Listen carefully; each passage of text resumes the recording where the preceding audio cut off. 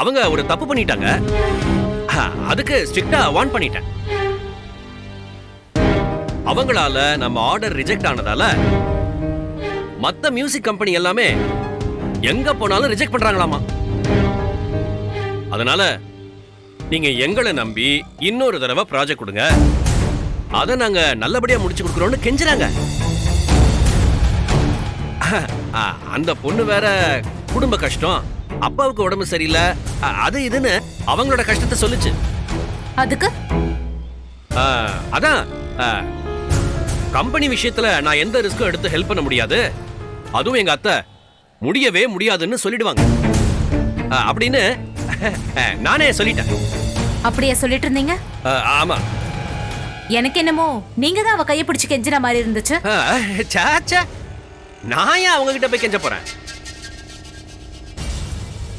இல்லையே, எனக்கு பார்க்கும்போது அப்படிதான் தெரிஞ்சது. அதான். இல்ல பவானி, அப்படிலாம் ஒண்ணு இல்ல பவானி. இந்த விஷயத்தெல்லாம் ஆபீஸ்ல வச்சு பேசாம எதுக்கு இப்படி கார்ல வச்சு பேசிட்டு இருக்கீங்க? அதையே தான் நானும் கேட்டேன். அவங்க ஏதோ அர்ஜென்ட்டா பக்கத்துல வந்தாங்களாம்.